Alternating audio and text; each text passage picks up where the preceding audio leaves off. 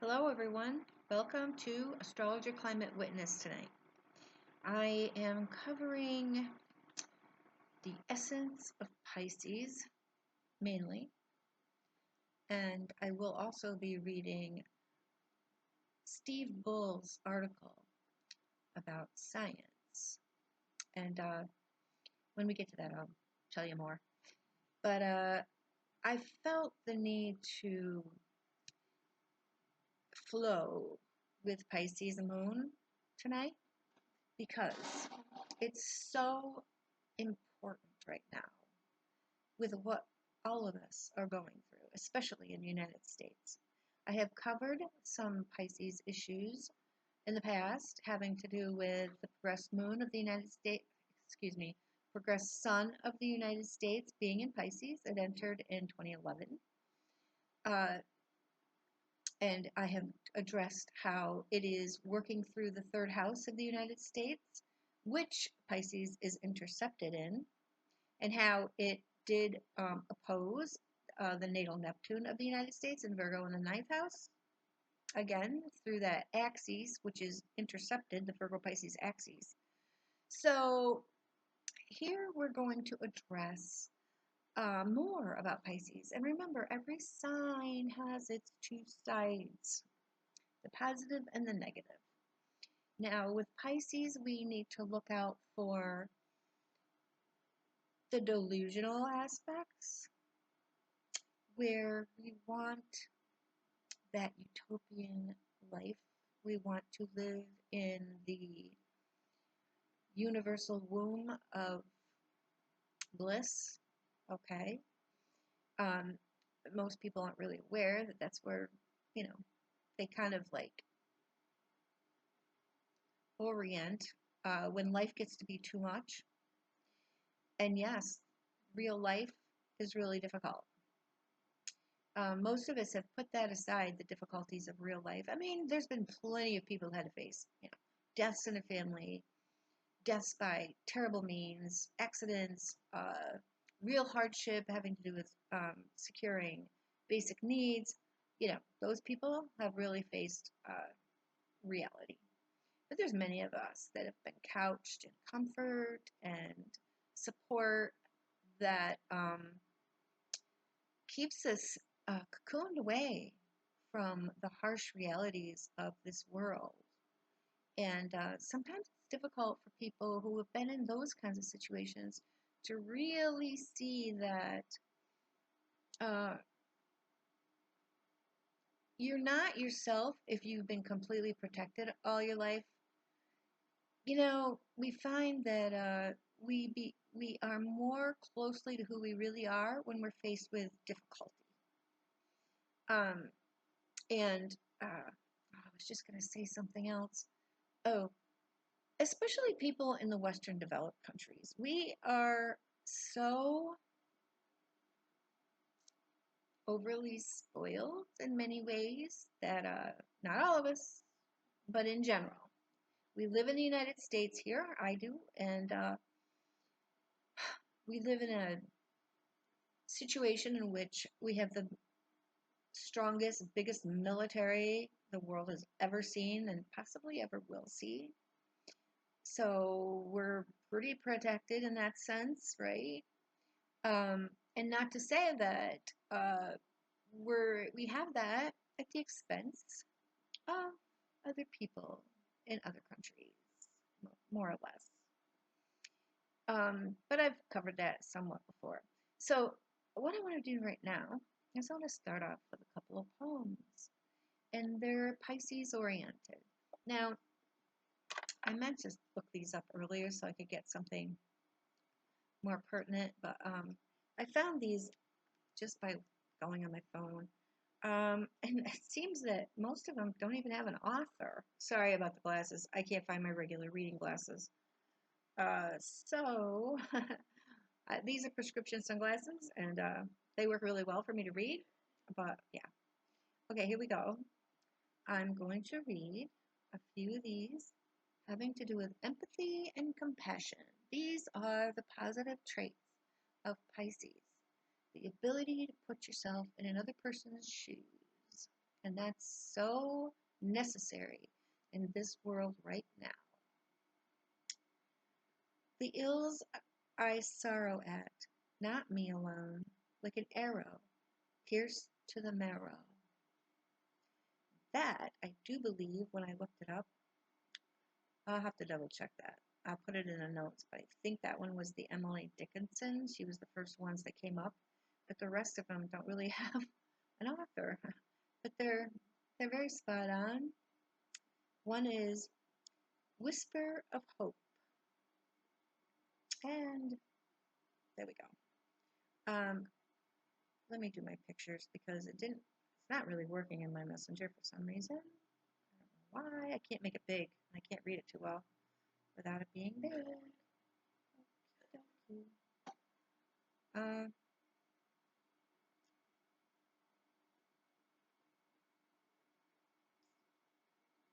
The Whisper of Hope. A whisper of hope in a world of noise. Kindness, a tool that never destroys. In every gesture, a light so bright, shining through the darkest night. The bridge of understanding. I really like this. The concept of understanding is so important. The bridge of understanding built with care, kindness, a journey we all share. It is in its crossing a bond is formed in a world that's often stormed.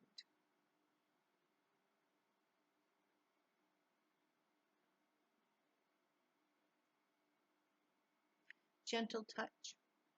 A gentle touch, a warm embrace, kindness written on every face, in every act, small or grand, lies this power to understand. Understand why people might be coming here, why people might be in the situation that they're in, which may not have anything to do with their own fault.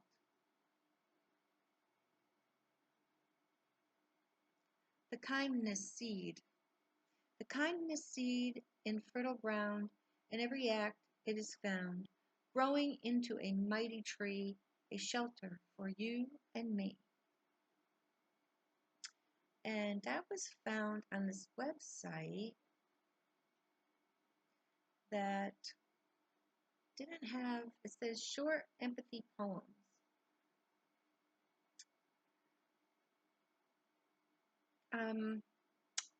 When I read about hope, there was one here about hope, and in our sphere, we shy away from that word, and we shy away from the idea of hope because, in general, when people talk about hope now in regard to climate change, and most people don't even address planetary overshoot, they're thinking that, with our technology, we're going to be able to avoid collapse of industrial civilization and collapse of ecological life and the network of life on this planet. Well, at this point, when I talk about hope or when I think of hope, I hope that I have the wherewithal to withstand the difficulties that are coming forward. I hope that I can still connect with those I love who do not seem to be making that bridge of understanding, not just in regard to our ecological crisis, but in our social crisis that we're experiencing.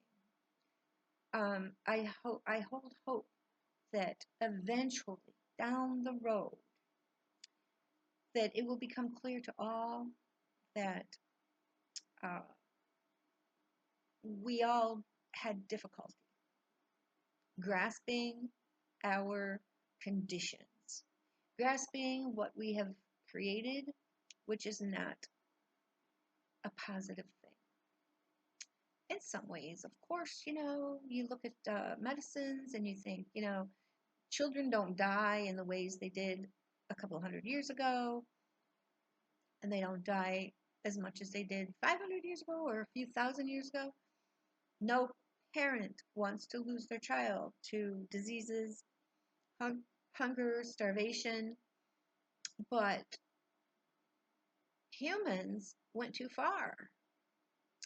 We went beyond that, caring about what happens to our loved ones. We went too far, and we turned it into greed.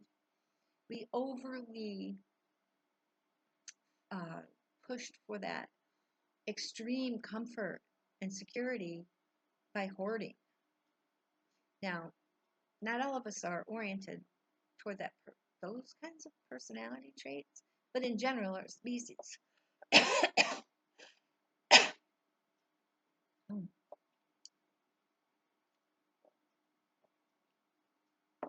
In general, our species is sort of like that.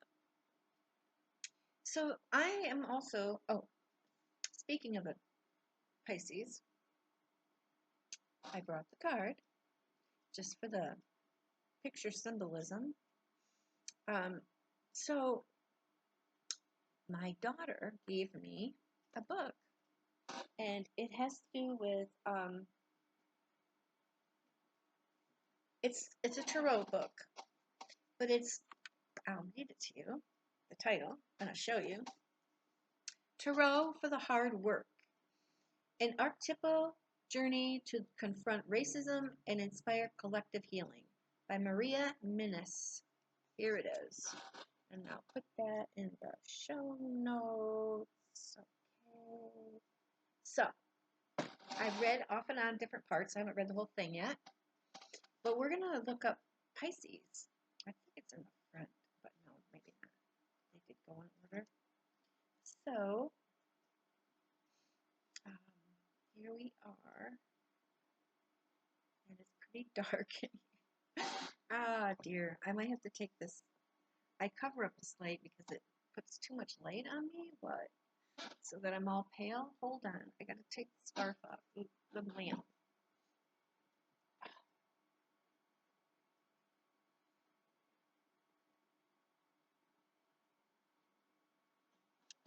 I think that'll help a little bit.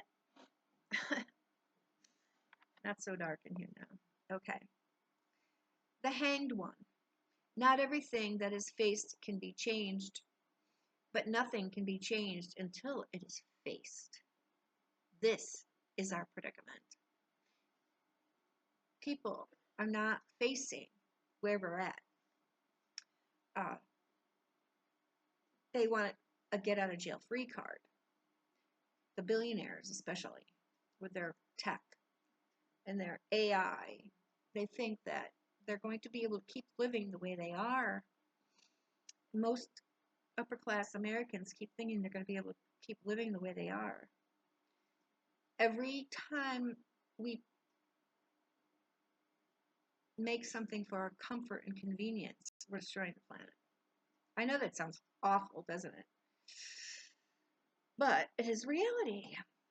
Humans think we're so special that we have to be comfortable, perfect temperature, perfect weather, perfect everything all the time. You know?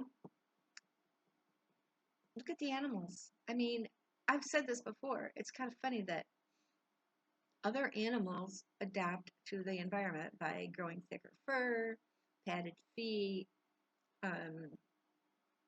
various other things that,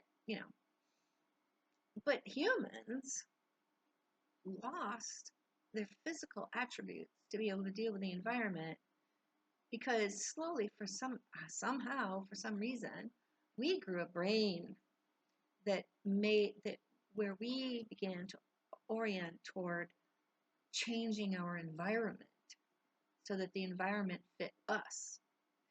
And where has that gotten us? If you look at it that way, it doesn't sound too good, does it? Trying to control the environment to fit us and not just our needs, but our wants. That is not a smart way to go. It took us away from nature. Okay?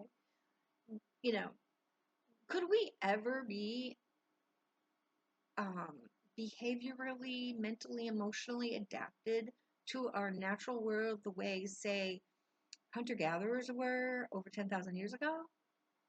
I don't think, and the way they were able to work within a tribe and get along. Of course, they had some issues, but they lived like that for two to 300,000 years and more. And it worked because otherwise we wouldn't be here. People have to keep that in mind. People think, oh, they lived horrible lives, they died early. But it doesn't matter. The species propagated, the species stayed alive until they got to us. And what are we doing? What have we done? It's pretty late. Okay. The Hanged One, key 12, foreshadows the world, key 21. To better appreciate and understand the world, they routinely view it from a radically fresh perspective. So that's why the man is upside down. He's trying to have a different perspective. Now you can see that that's going on in our world right now. And again, especially in the United States. People view things from all different perspectives so that the facts are not really facts. It's alternate facts, okay? And when I say things like that, I'm not really trying to pick on people.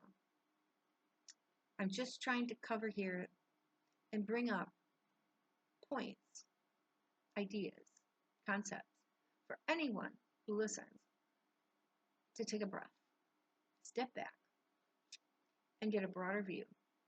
Okay.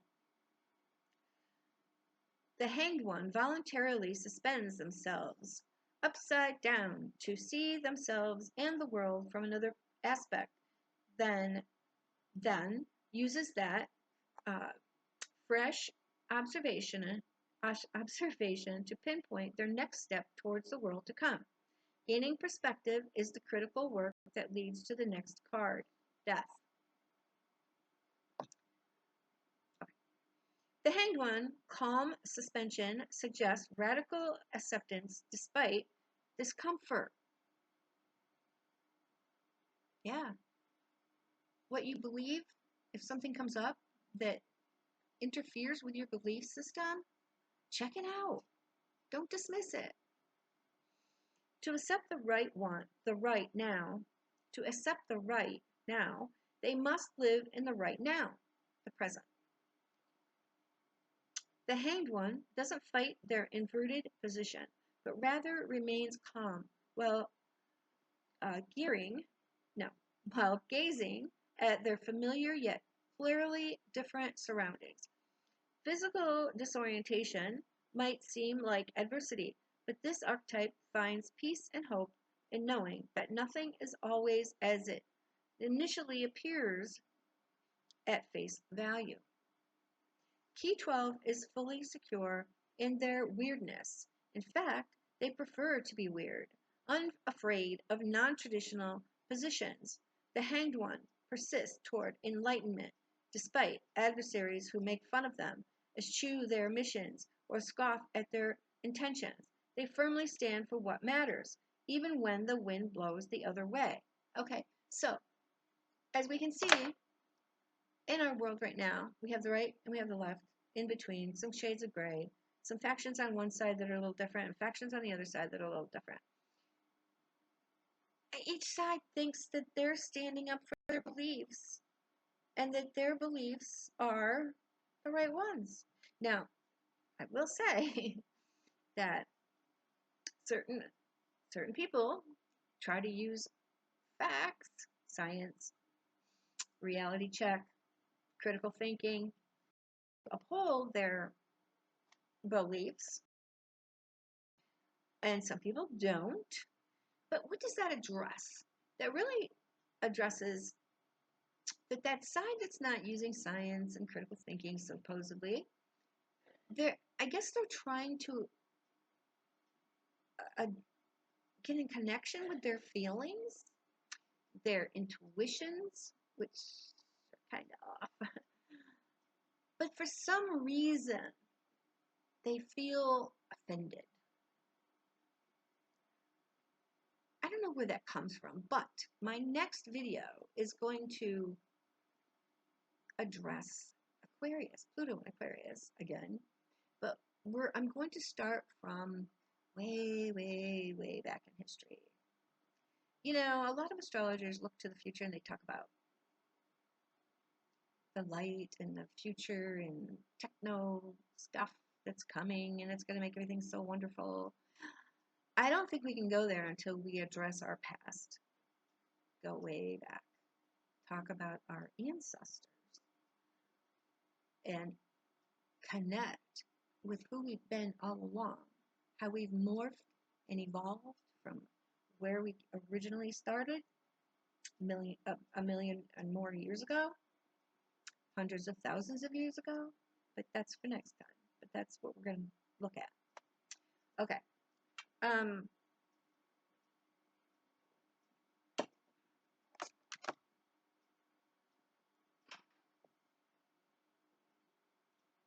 Key 12 is fully secure in their weirdness.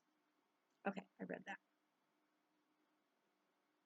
The archetype also has a simple message, pause. A message, pause. The Hanged One expects a waning moon after a waxing moon, and they mimic that cycle by prioritizing rest and reflection after action. So see, that's what we all need to be doing right now. Both sides, I guess, more or less. Take a bead. That phrase, I don't know where that came from. Rest, reflect on what's happening. Think about the fact that those people you knew all your life, I'm talking to both sides here, why are they taking the stance they're taking? Are we having compassion for each other? Can we have any empathy at all for the other person? And there's plenty of times when I get really riled and I'm very upset. But I have to come back to remembering empathy and compassion and that bridge. When I initially started all this, even before I started the videos way back, I wanted to be a bridge to bring people together because I knew there was going to be this kind of conflict. I knew that the elite, the people at the top, were not going to give up power, and that once they knew that they weren't going to be able to use fossil fuels, which creates all the wealth in the world. I mean, nothing else really comes close. They went ballistic. Now, the people way down towards the bottom that are following them, they don't necessarily understand it that way. But the people at the top, they know. Okay.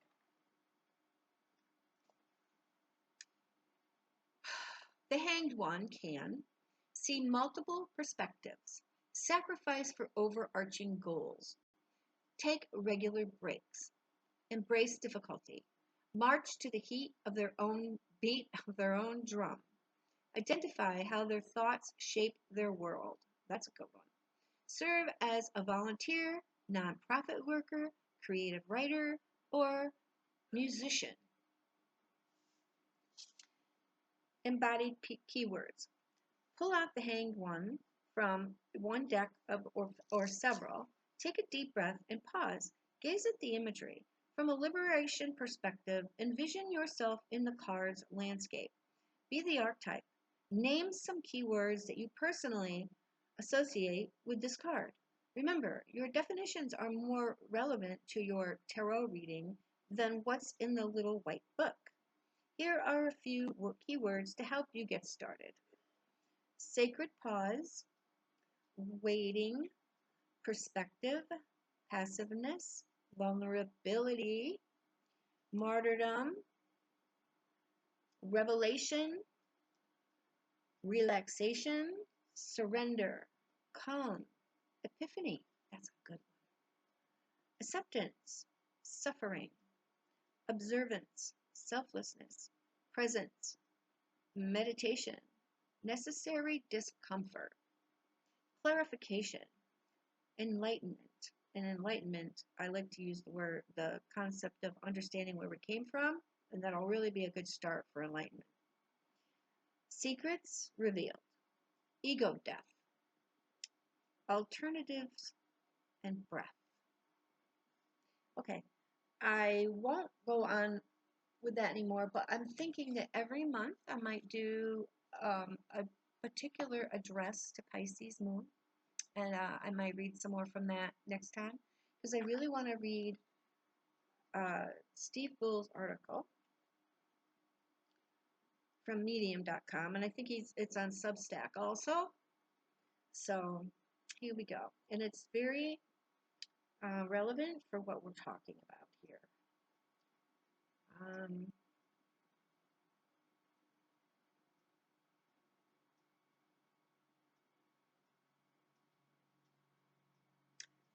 swear I put it here, but apparently not. Huh. Nope. Okay, let me go to medium. Well, actually, I don't even need to go to medium, do I? I don't know. It might be there. I really picked it up from Eric Michael's Facebook page.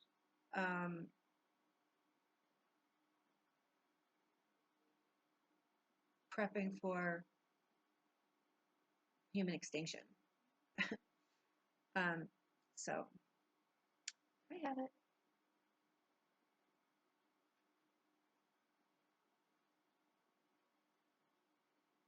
Get back to the beginning. Okay. Today's contemplation. Collapse cometh. Okay. She blinded me with science and more on the clean energy debate. That's kind of the title. For whatever reason, I just can't seem to help myself. The most relevant issue for the first part of this contemplation is a loose definition and lack of agreement at the outset on what all of us involved in the shared conversation below mean by the word science. It can refer to a body of knowledge, but it can also refer to a method of ascertaining this knowledge. From my perspective, the scientific method, and most people do not know what that is, you should Google it. It's very specific.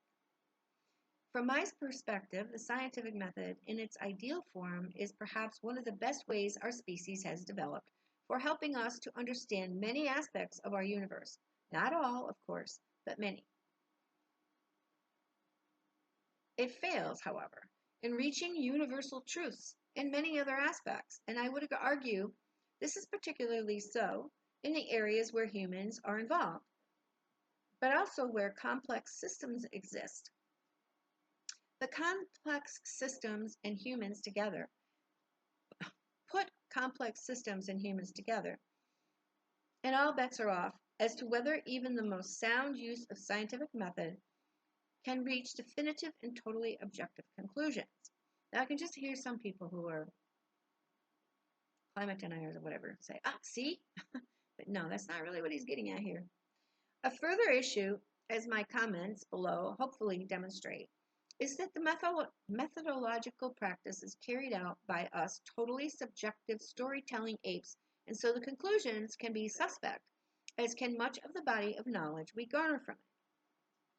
Now, to me, I mean, he's going to get to this, but to me, the scientific method kind of does work to negate our subjectivity, more or less, because we have many different ways of doing different kinds of tests, etc., that kind of try to eliminate that.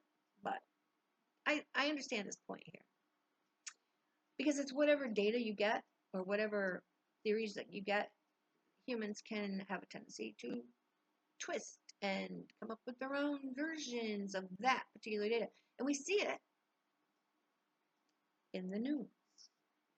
A fact can be stated by certain people on the left, on the right, and maybe a little bit on the left, on the right. And the information's there, but the way they frame it, twist it, so it's like dead. It's not even the same fact anymore. Okay.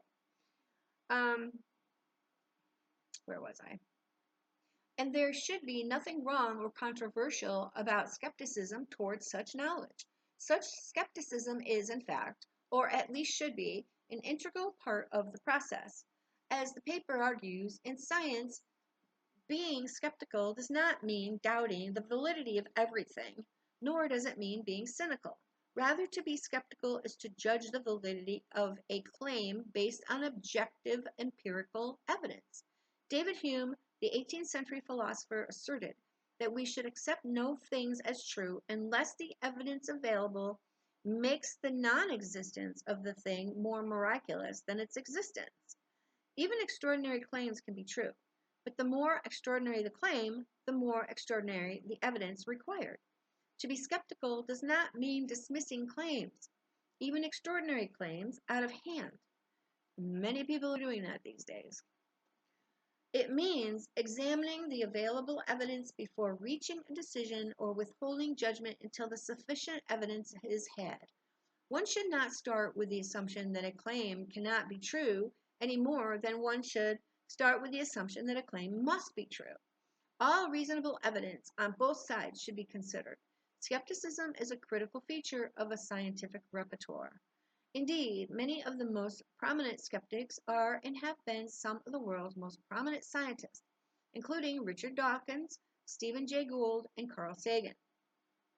Many people, however, take extreme umbrage when their science is skeptically viewed.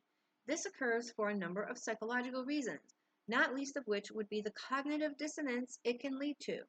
To reduce the anxiety or stress that can result when one's beliefs are questioned, our fight or flight response takes over and we lash out by attacking the critic or simply ignore or deny their perspective.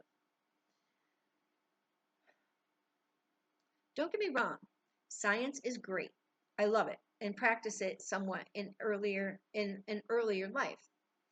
However, my time engulfed in that world and experiences since have led me to better understand the human tendencies that impact its practice and storytelling. This is especially so in the past number of years, where it all seems to be turning far more political in nature, where science is being leveraged as a new religion that cannot be questioned and is used to justify, rationalize social policy and action, socio-political, economic, and cultural, in parentheses, by those at the top of our power and wealth structures.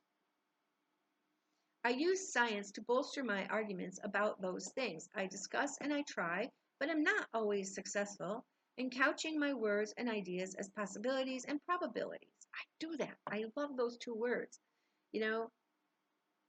Possibility. It's like, that's a miraculous thing.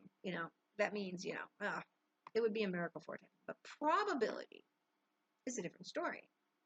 Probability could be pretty high, but it's still a probability. Okay, and in terms of evidence, let me read that again. I use science to bolster my arguments about those things I discuss, and I try, in parentheses, but am not always successful, in couching my words and ideas as possibilities, probabilities, and in terms of evidence. I believe there are paths ahead that are more likely than others, based on the evidence humans have observed and gathered, but I also understand that such paths may go in some completely different or unseen way. Much uncertainty exists, and of course, jumped ahead of me. Come on. Where'd it go? Oh, here we go. I can't believe that happened. Okay, here we go. Sorry. But I also understand that such paths may go in some completely different or unseen way. Much uncertainty exists, and of course, humans loathe uncertainty, so we seek certainty regardless of sound evidence. The meme in question struck me as problematic in a few ways, but perhaps mostly because of the us versus them intonation and the idea that if you're not with us, then you're against us, and the reason we don't reach our potential and succeed at this experiment of life, especially via our ingenuity and technology, all the result of science. So the meme he's talking about is coming up. My conversation with others within a Facebook group, Neil deGrasse Tyson, on this topic of science in response to the Bill Nye meme. The meme is, I don't think you're going to be able to see this, but there it is. Okay, I'll read it. Science is the key to our future. And if you don't believe in science, then you're holding everybody back. Bill Nye. Okay. Just because you understand planetary overshoot doesn't mean you don't believe in science. Okay. Steve Bull, would that be the science that led humanity to 10,000 plus nuclear warheads? This is what we're getting at here. Or maybe the science that leveraged hydrocarbons to help put us into ecological overshoot and help to destroy the ecological systems all life depends on. Science has been as much a curse as a savior. So he's talking back and forth here on this thread. So SG says, Steve Bull, discoveries and invention always have the capacity to be used or misused. Science is about discovering the nature of things. We can't stop doing that. It is humans that are flawed, not science. Well, that's what Steve Bull is kind of saying. Steve Bull, yes. And who carries out the science and the interpretation of observable phenomena? Humans. Humans that can never be completely objective and interpret the universe through biased eyes. Conclusions based upon perfectly performed scientific methods still require interpretation, and especially when systems being studied are complex and are impacted by nonlinear feedback loops and emergent phenomena, it is impossible to control all the variables to thoroughly test hypotheses and reach absolute certainty. Throw on top of this the incentives that influence research, sociocultural, economic, political, and science simply provides us with mostly socially constructed stories that may or may not represent accurately the phenomena it is hoping to understand. One needs faith to accept conclusions at complete face value given all the impediments to the ideal we hold science against.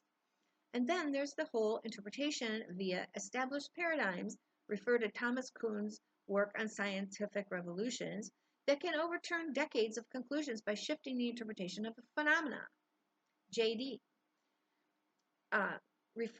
speaking to SG, great point. Same is true with religion. Religion isn't flawed, it's just the leaders and people who practice it. Steve Bull, JD, I am reminded of the line by Jeff Goldblum in Jurassic Park. Your scientists were so preoccupied with whether or not they could, they didn't stop to think if they should. Yeah, really, who wants to bring back dinosaurs, for crying out loud? Perhaps, for example, performing gain-of-function research on viruses is not an area that should be explored. I mean, what could go wrong? SG, Steve Bull. So, should we stop trying to figure it all out because we are flawed and biased? What are you saying here? Steve Bull, SG, basically, what I'm suggesting is that we need to not place science upon a pedestal from which it cannot be questioned, criticized, which is what I sense from a lot of commenters in this group.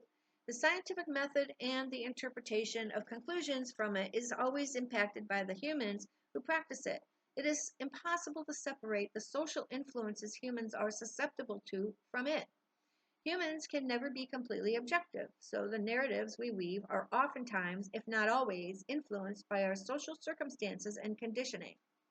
Ecologist Dr. Bill Reese and co-author Megan Siebert perhaps place things in perspective via this statement at the beginning of a recent paper on our energy transition. We begin with a reminder that humans are storytellers by nature. We socially construct complex sets of facts, beliefs, and values that guide how we operate in the world. Indeed, humans act out of their socially constructed narratives as if they were real. All political ideologies, religious doctrines, economic paradigms, because they keep trying to say economics is a science, cultural narratives, even scientific theories are socially constructed stories that may or may not accurately reflect any aspect of reality they purport to represent. Once a particular construct has taken hold, its adherents are likely to treat it more seriously than opposing evidence from an alternate conceptual framework. And he gives a link here. As for figuring it all out, have we not learned enough to understand that we will never achieve lofty ideals? That instead of focusing on those learnings that indicate we have proceeded significantly into ecological overshoot, and need to begin preparing for the inevitable consequences of this, we are attempting to sustain, even expand upon, the unsustainable, which, in parentheses, which is what a lot of science is being used for. We need to recognize and acknowledge our limits and reorient our existence toward living within nature's hard physical boundaries, not try and keep the growth party going and pulling us even further into overshoot because science will figure it out. SG. Steve Bull, I realize we will never figure it all out, and there will always be new discoveries and new interpretations. A true scientist does not stop questioning. The whole point of science is to question. If some people choose to close their minds to the possibility of new information that may change what we think we know, they are missing the point of science. Again, it's more of a human failing, not a science failing. Steve Bull, while the properly carried out scientific method is likely our best process for determining universal truths, it is, unfortunately, carried out by humans, and we can never be isolated from the equation.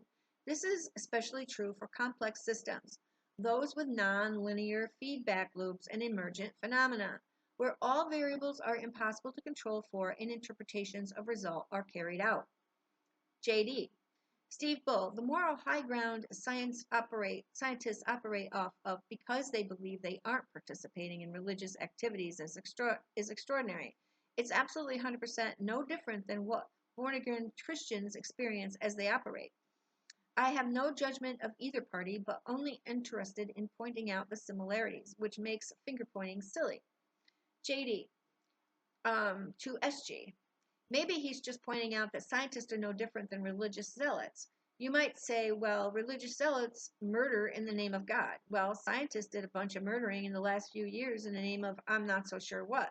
So it's not that people should stop trying to figure it all out. It's people should stop pointing to that process as justification for an implicit moral high ground. I don't know what exactly he's referring to with science murdering, but, it's been done in the past, especially, Hiroshima, etc., etc. SG to JD. It is not the intent of science to murder people, but it is sometimes the intent of religion. Steve Bull. To SG. Consider how science contributed to the eugenics movement, or what virus gain-of-function research has accomplished. For all of you people that are so mad that the leak came out of Wuhan, the Chinese lab in Wuhan, the whole hoopla about COVID, okay, it doesn't matter whether it came out of a lab or whether it came from a natural source like the bats. Who cares? The point was we had to do something about it. I mean, yeah, did China do it on purpose? I don't think so. But, you go from there and you figure out what you have to do to stop people from dying. There are plenty of examples of scientific research into better ways to eliminate other humans. SG to Steve Bull, again, human failings. Science has no conscience. It just tries to research answer to questions. If humans misuse it, it is not the fault of science. Steve Bull to SG.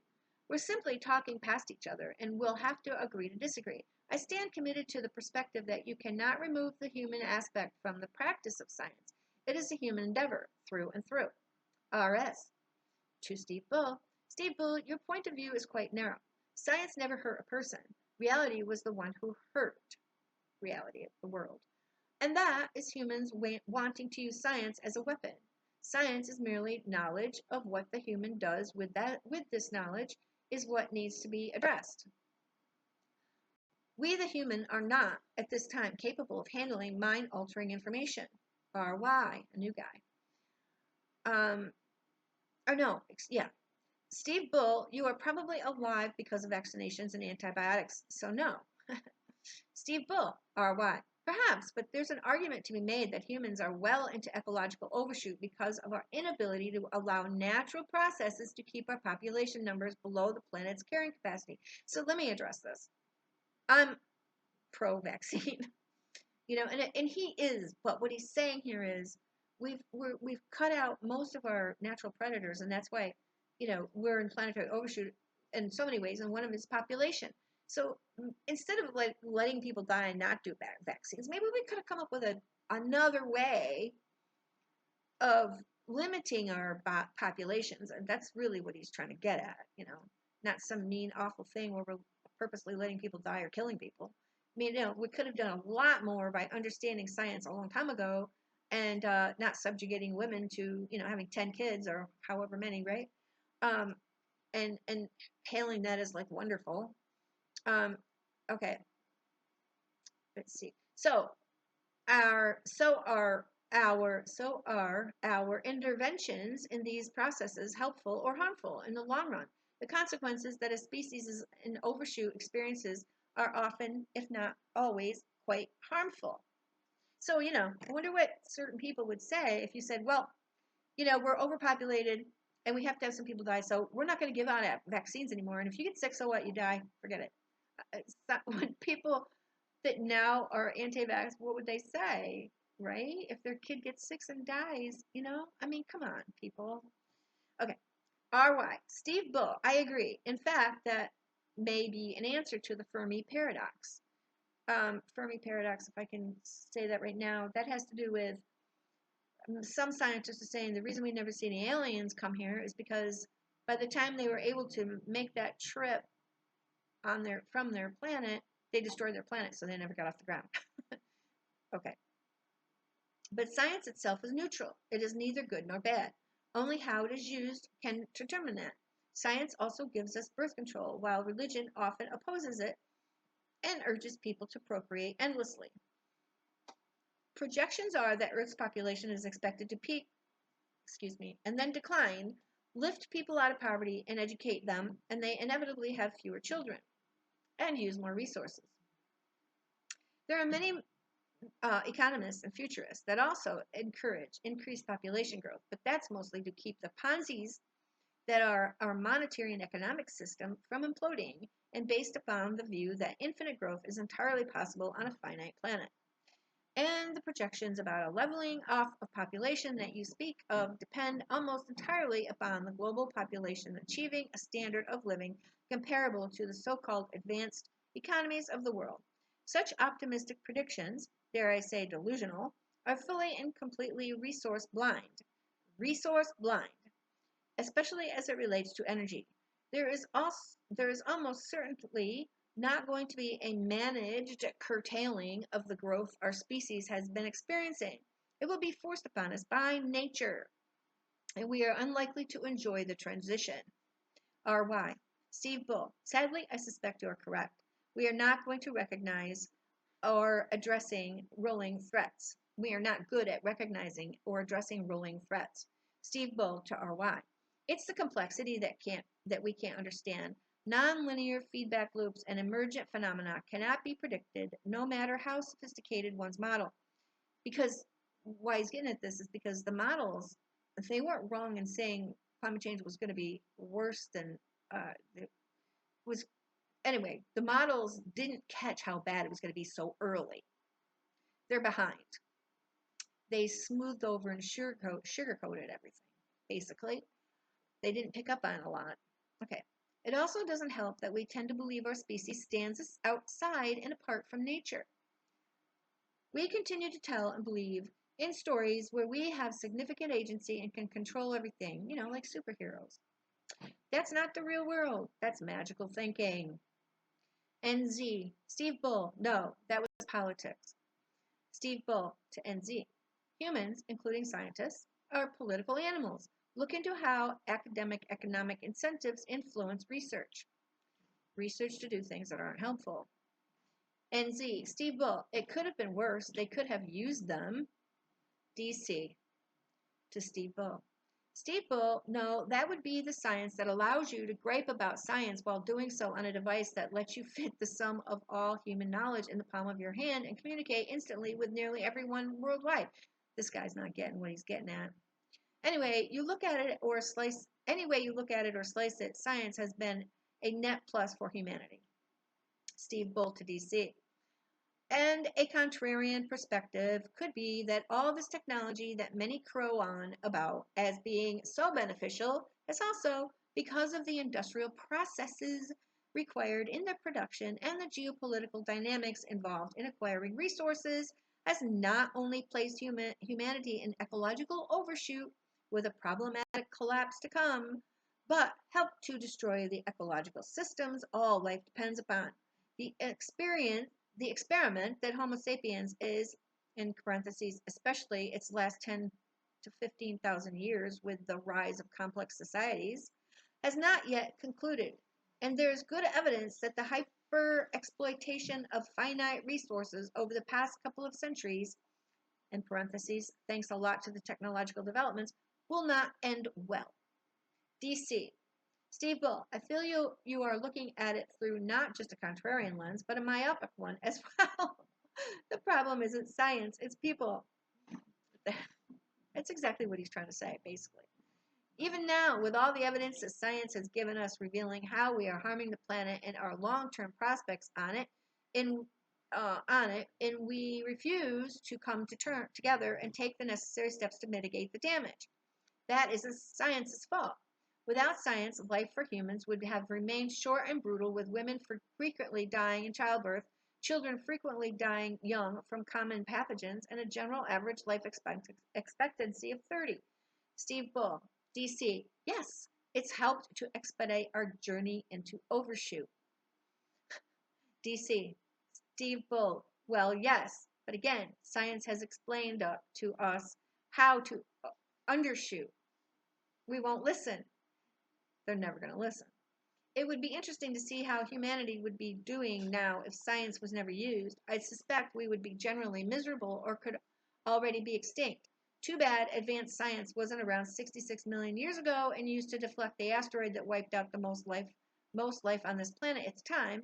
Or maybe it's a good thing, because if the dinosaurs had the tech to do that, we wouldn't be here either.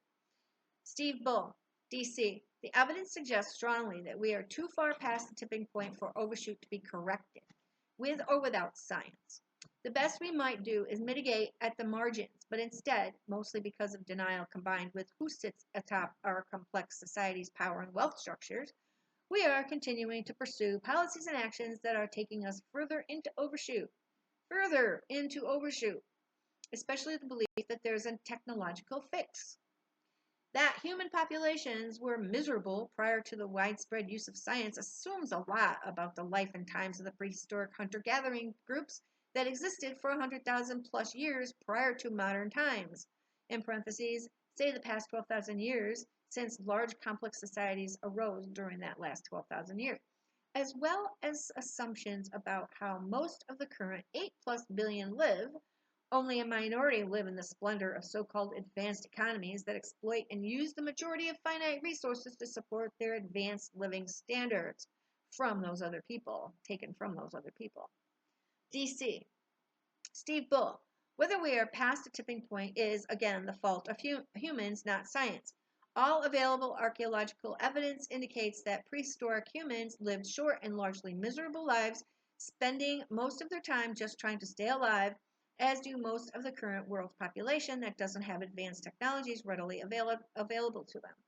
The science of agriculture and irrigation also has saved countless lives from starvation. Even if some paradise or Garden of Eden ever existed or exists today, I see little point or advantage in a humanity that never advances beyond a primitive nature. DC. Steve Bull. Ironically, if not for science, I doubt either one of us would have the luxury of time it has taken to engage in this debate. Steve Bull, DC.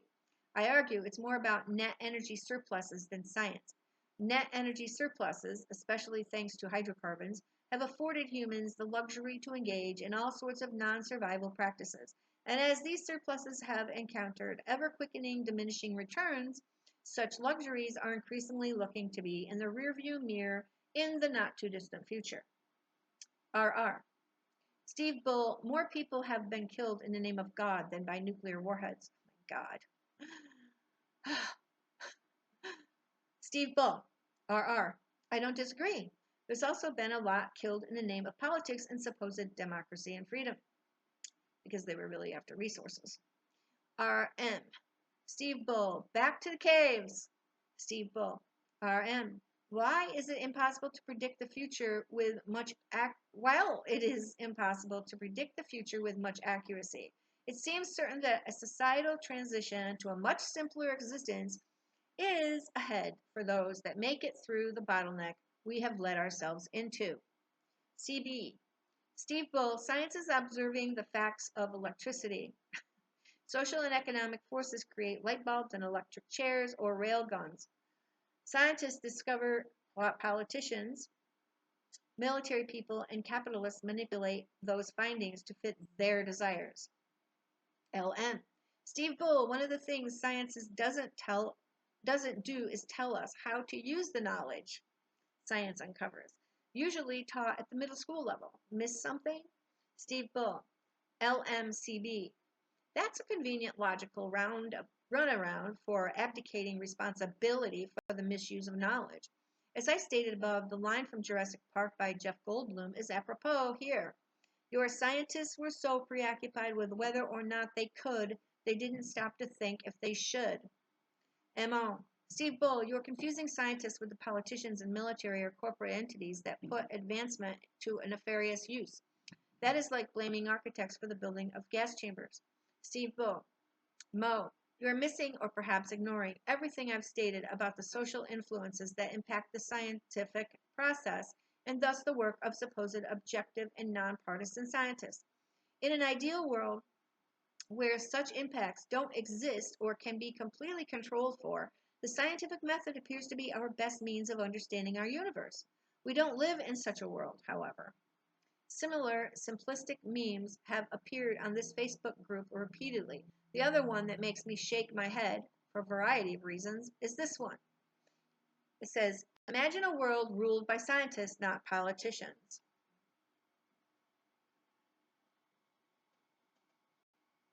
Something like that. Okay.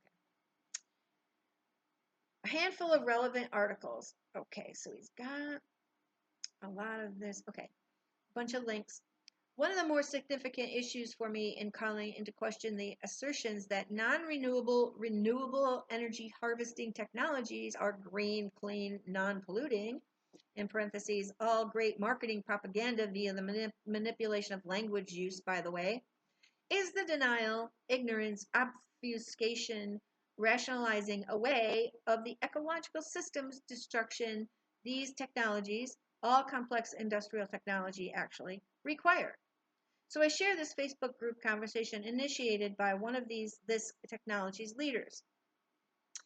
There's a graph here. It says Steve Bull, except, and I have already heard that auto parts suppliers are stopping orders for EV production and that combustion engine plants are being spruced up for a few more years. And there's links. AD. What are the environmental costs? Real, not provocative question. All right, so the guy's saying, well, I'm not trying to poke at you, I'm really curious. UB, AD to AD, UB to AD. Batteries are a non-polluting technology. One of the nicest ever. No emissions, no liquids, no gas. When they're degraded a bit, you recycle them and make them new. What more could you ask for? Steve Bull, UB, the production and recycling of batteries is anything but non-polluting. To argue otherwise is disingenuous in the extreme. GT, Steve Bull, please link facts, no blah, blah, blah. I mean, it would take like a sixth grader would know that when you get to like mine drastically for billions and billions and billions of batteries, because that's what you're going to need over time, that you're going to do some destruction. Steve Bull, GT, do a simple internet search. There's a ton of information on the detrimental environmental impacts of battery production and recycling.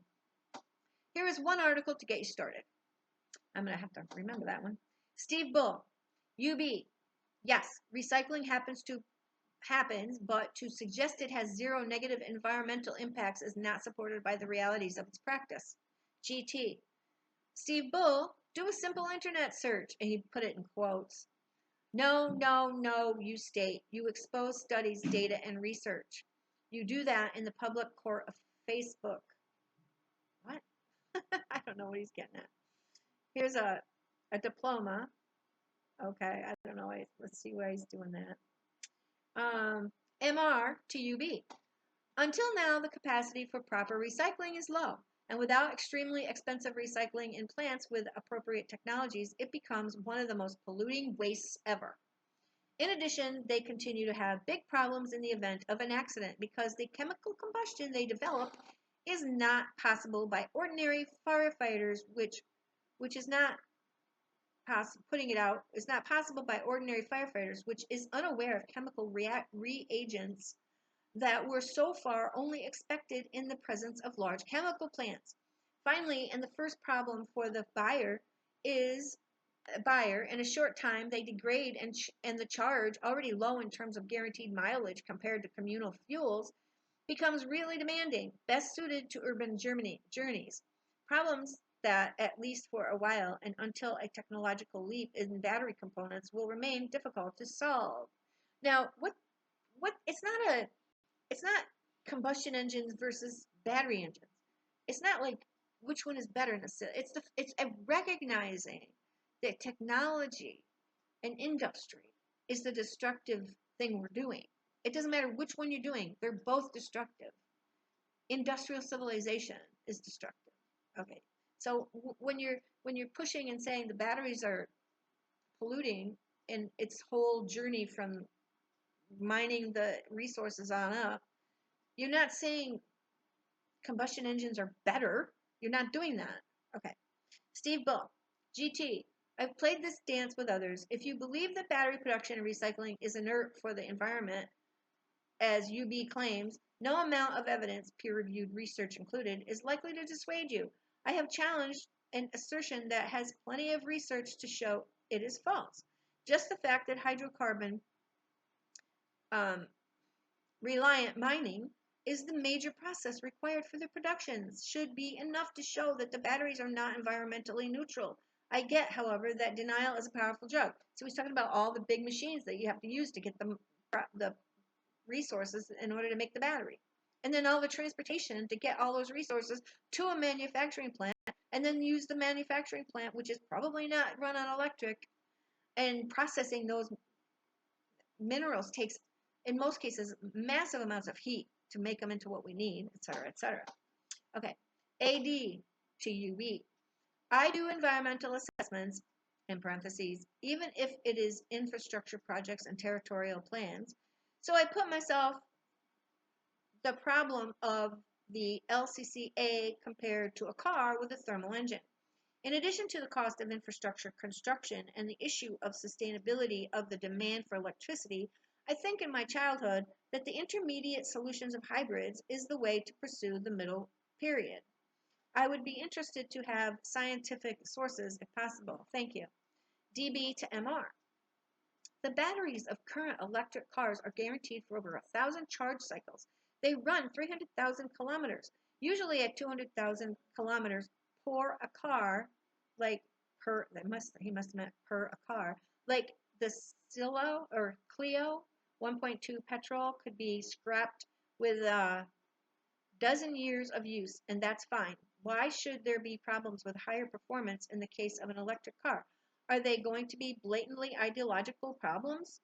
MR to DBD. The reality so far, especially for the low and medium range models, is that after 300 to 400 charging cycles, and especially when you have to do I cycles in half with your car outside of work, between the morning and the afternoon, and so on, the road is guaranteed to diminish dramatically. If you have a dislevel to do, even just because you work in the city and you bought the house on a hill, if not, you would limit yourself to a hole where it is impossible to have children, and half of Italy is mountainous. I remind you, the battery's property degrades even faster. Sometimes you have to look at reality, not what is on the paper. As with fluorescent lamps, which in theory were supposed to be a revolution and instead degraded very quickly, in the face of what the manufacturers claim, disappeared without regret at the advent of the LED. So far, we're talking about urban commuting technology, which keeps cities crowded with four-wheelers and unable to replace cars for mid-distance extra-urban commuting. And for those who have to travel, deliver for work, and there's a lot of them, we're not even within reach of a route Bologna, Milan, Venice, other one, Florence, and back. DBD to MR. Yes, but the ones you are campaigning are excuses. They are not real. reality. They are the reality you want to build with purely made up data. Very free to do it, but a little less to think that stuff like this can be accepted as an argument. That's all. DBD to MR. Ah, there. Stuff to hear. I get it. Interesting. Keep changing nothing from what was written before you, and you are free to keep saying it for charity. Okay. I think that's it. And I'm tired. There's a little more, but I'm going to put this on. I guess you get the point. I'll put this on the notes, and it's been long enough, I guess. I hope that wasn't too boring. And if you replay it, you can kind of get it if you're interested. You know, listen to it more than once, that much of that article, so it makes more sense. But so I was just trying to show again this whole axis of Pisces Virgo. And, you know, there's some Aquarius in there. The Pluto and Aquarius we'll talk about again more later. But, you know, we delude ourselves so much. And we really have to play both sides of that axis, the Pisces and the Virgo. The dreams and the visions and the hope for utopia, you know, to be like in this realm of bliss. Okay, that's what everybody's trying, whether they realize it or not, right? That feeling we had in the womb. And then the other side is the Virgo. That's reality. That's taking apart reality, critically thinking to see what's real and not just our dream. But you got to have both sides. Okay, I think that's pretty good for tonight. And I'm freezing. My fire did start. Oh my God, it was black for such a long time. I'm freezing down here.